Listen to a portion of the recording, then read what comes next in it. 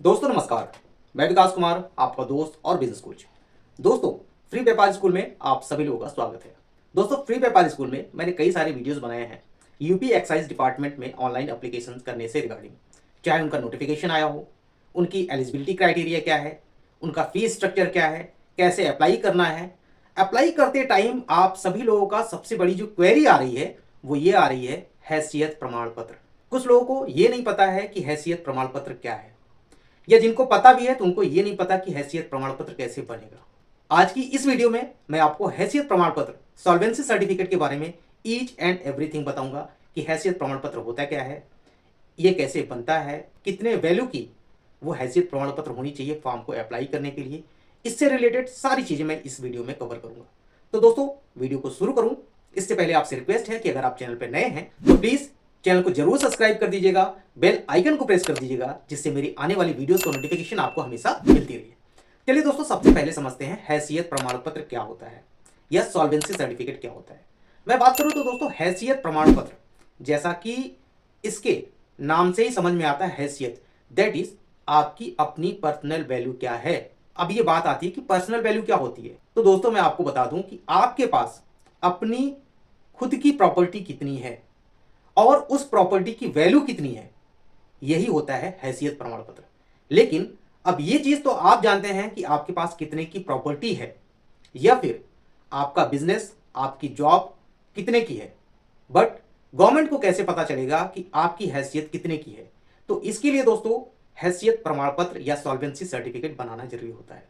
ये हैसियत प्रमाण पत्र, सॉल्वेंसी सर्टिफिकेट जरूरत कहां कहां पे पड़ती है, इसको हम समझते हैं। दोस्तों, अगर कोई भी आप बिजनेस स्टार्ट कर रहे हैं, जैसे अगर कोई कॉन्ट्रैक्ट का काम करना चाहते हैं या फिर कोई टेंडर लेना चाहते हैं, इससे रिलेटेड अगर कोई भी काम करते हैं, तो यहाँ पे उस टेंडर को लेने के लिए या फिर उस बिजनेस को स्टार्ट करने के लिए एक गवर्नमेंट को आपको सर्टिफिकेट देना पड़ता है, उस डिपार्टमेंट को आपको सर्टिफिकेट देना पड़ता है कि मेरी अपनी पर्सनल वैल्यू, मेरी अपनी पर्सनल हैसियत वो इतने रुपए की है, इतने लाख की है, ये आपको दिखाना पड़ता है। अब ये बनाता कौन है, इसको हम समझते हैं। इसको बनाता कौन है, इसको बनाने के लिए आपका रेवेन्यू डिपार्टमेंट सबसे इंपॉर्टेंट होता है। जो आपका राजस्व विभाग होता है वो हैसियत प्रमाण पत्र बना के देता है। दैट इज, जो आपके यहाँ का डीएम है, डिस्ट्रिक्ट मजिस्ट्रेट, वो आपको हैसियत प्रमाण पत्र बना के देते हैं। हैसियत प्रमाण पत्र की वैल्यू कैलकुलेट कैसे की जाती है, इसको समझते हैं।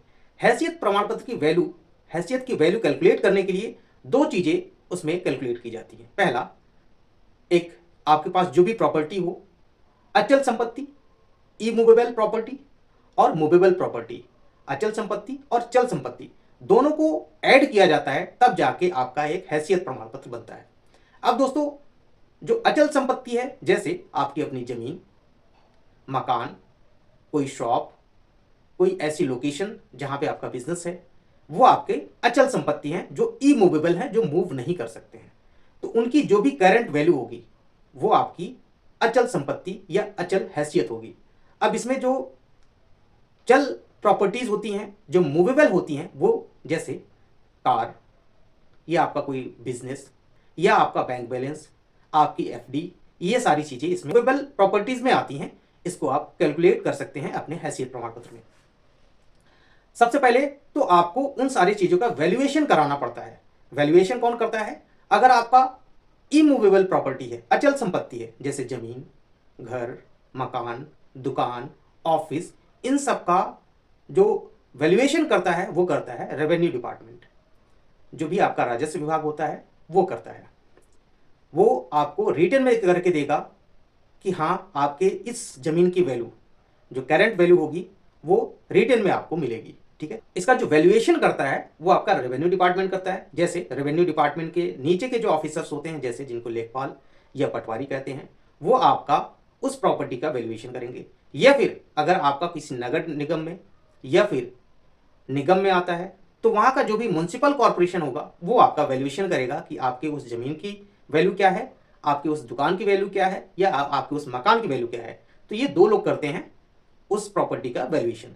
तो ये वैल्यूएशन आपका रेवेन्यू डिपार्टमेंट से या फिर म्युनिसिपल कॉर्पोरेशन से होता है। तो वहां से एक फाइल रहेगी और उस फाइल को उनका जो गेस्टेड ऑफिसर होगा उसको अप्रूव करेगा, और उसको अप्रूव करने के बाद डीएम जो है वहां से आपको हैसियत प्रमाण पत्र इशू करते हैं। ये हो गया अचल संपत्ति का। अब चल संपत्ति की बात करें तो चल संपत्ति में जैसे बैंक के आपके एफडीज हैं, फिक्स डिपॉजिट हैं, या फिर बैंक में आपका कुछ कैश है जो सेविंग अकाउंट में है, या फिर कार है, बाइक है, इन सब का वैल्यूएशन बैंक करता है और सीए करते हैं। उन सब का वैल्यूएशन करके एक टोटल हैसियत बन के आती है जिसे बोलते हैं हैसियत प्रमाण पत्र। इसको बनाने का प्रोसेस क्या है? इसका बनाने का प्रोसेस थोड़ा लंबा होता है दोस्तों। इन सारी चीज़ों में टाइम लगता है, जहाँ पे भी आप जाएंगे वहाँ पे थोड़ा सा टाइम लगेगा और फाइनल स्टेज में पहुँचते पहुँचते काफ़ी टाइम लग जाता है। तो यहाँ पे आपके दिमाग में एक चीज़ चल रही होगी कि क्या ये जो एडवर्टीजमेंट आई है और उसके लिए इतना कम टाइम दिया गया है, तो क्या इसके पीछे कोई बैकएंड पे कुछ खेल चल रहा है, कुछ प्लेयर्स ने ये सारे कंडीशंस बनाए हुए हैं? तो दोस्तों आप सही सोच रहे हैं। यहाँ पे कुछ ऐसे कंडीशंस हैं कि अब जो नए एप्लीकेंट हैं उनका हैसियत प्रमाण पत्र बनना थोड़ा सा मुश्किल होगा, और जिनके पास मूवेबल प्रॉपर्टी नहीं है, जैसे जिनके पास बैंक बैलेंस नहीं है, जिनके पास सिर्फ अपना घर है, मकान है, जमीन है, अब उनको हैसियत प्रमाण पत्र बनवाने में काफ़ी टाइम लग जाएगा और तब तक ये आपकी डेट निकल जाएगी। तो यहाँ पे देखा जाए तो कुछ सरकार की जो नीति है वो सही नहीं है। ये भले ये कहा जाए कि ई लॉटरी सिस्टम द्वारा इसको संचालित किया जा रहा है, तो शायद मैं कह सकता हूँ कि यहाँ पे कुछ ना कुछ बड़े प्लेयर्स ने गेम खेला हुआ है। और सबसे बड़ी बात कि अगर आपको अप्लाई करना है तो वो हैसियत प्रमाण पत्र 1 जनवरी 2024 के बाद का बना होना चाहिए। उसके पहले का जो भी हैसियत प्रमाण पत्र होगा वो वैलिड नहीं होगा। इस चीज़ को मैं लास्ट की वीडियो में बताना भूल गया था, तो इस चीज़ को आप नोट करिए कि 1 जनवरी 2024 के बाद जो भी हैसियत प्रमाण पत्र बने हैं वही मान्य होंगे, अदरवाइज वो मान्य नहीं होंगे। उसके पहले के जो भी हैसियत प्रमाण पत्र होंगे वो मान्य नहीं होंगे। तो दोस्तों यहाँ पे बहुत बड़ा खेल हो रखा है। इस चीज़ को आप खुद समझ रहे होंगे कि यहाँ पे अब अगर आपको हैसियत प्रमाण पत्र बनवाना है फॉर्म फिलअप करने के लिए, जहाँ पे मैंने बताया कि अगर देसी शराब के ठेके के लिए आपको अप्लाई करना है, मैक्सिमम जाएगा वो 10 लाख की हैसियत प्रमाण पत्र होनी चाहिए। साथ में ही अगर कोई कंपोजिट शॉप के लिए कर रहा है वहाँ पे 20 लाख रुपए तक की जाएगी, और जो मॉडल शॉप के लिए कर रहा है वहाँ पे कम से कम 75 लाख रुपए की जाएगी। मैक्सिमम की मैं बात कर रहा हूँ, अलग अलग जगह पे अलग अलग भी है, कम भी है, लेकिन मैक्सिमम यहाँ पे इतनी है। अगर किसी को मैक्सिमम के लिए बनवाना है तो शायद यहाँ पे डिफिकल्ट होगा, यहाँ पे परेशानी होगी हैसियत सर्टिफिकेट बनवाने के लिए। तो दोस्तों मैं आपसे कहूँगा कि अगर आपको फॉर्म अप्लाई करना है, जो भी इनकी फीस जा रही है 65,000 रुपये से लेकर 40,000 रुपये तक, 1 लाख रुपये से लेकर 85,000 रुपये तक, 25,000 रुपये, इस टाइप से जो फीस जा रही हैं, तो आप बहुत सोच समझ के हैसियत सर्टिफिकेट बनवाइएगा। और हैसियत सर्टिफिकेट बनवाने से पहले आप अपना वैल्यूएशन जरूर करा लीजिएगा कि जिस चीज़ के लिए आप अप्लाई कर रहे हैं क्या उतनी हैसियत सर्टिफिकेट आपकी बनी है कि नहीं बनी है। हो सकता है कि आपकी हैसियत सर्टिफिकेट कम की हो और आप दूसरे जगह पे अप्लाई करते हैं तो भी यहाँ पे इशू हो जाएगा और यहाँ पे आपको प्रॉब्लम क्रिएट हो जाएगी। हैसियत प्रमाण पत्र बनाने का दोस्तों 2 ऑप्शंस हैं।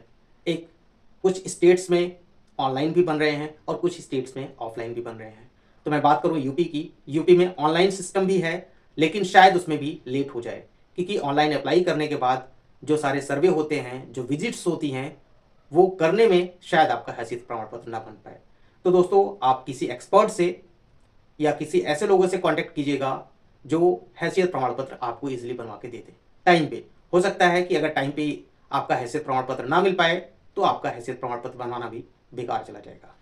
जो ऑलरेडी इस टाइप के बिजनेस में इन्वॉल्व हैं उनके पास तो हैसियत प्रमाण पत्र है, तो शायद इसी वजह से ये कंडीशन लाया गया है और इसी वजह से इतना कम टाइम दिया गया है, जैसे कि यहाँ पे अप्लीकेंट जो है वो कम से कम हो पाए।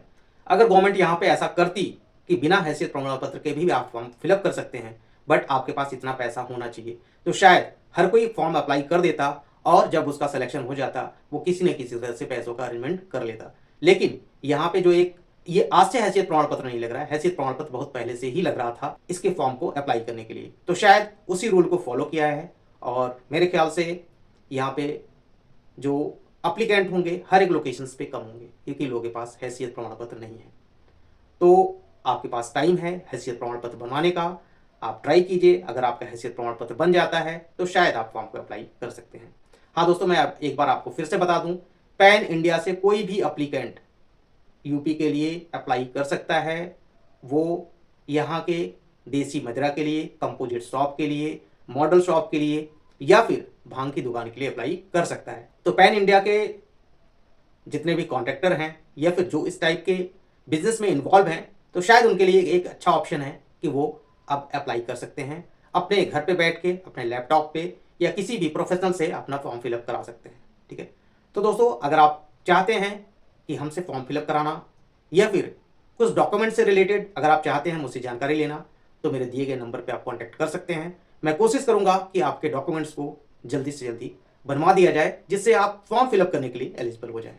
मैं कोशिश ही कर सकता हूं, आपको तरीके बता सकता हूं, आपको कुछ टिप्स दे सकता हूं, शायद वो आपके लिए हेल्पफुल हो। तो दोस्तों ये वीडियो कैसी लगी? वीडियो जैसी भी लगी हो मुझे आप कमेंट जरूर करें, और इस वीडियो को ज़्यादा से ज़्यादा शेयर करें। चैनल पे नए हैं तो चैनल को सब्सक्राइब कर दीजिएगा, बेल आइकन को प्रेस कर दीजिएगा, जिससे मेरी आने वाली वीडियोस का नोटिफिकेशन आपको हमेशा मिलता रहे। तो मिलते हैं दोस्तों नेक्स्ट वीडियो में, तब तक के लिए धन्यवाद।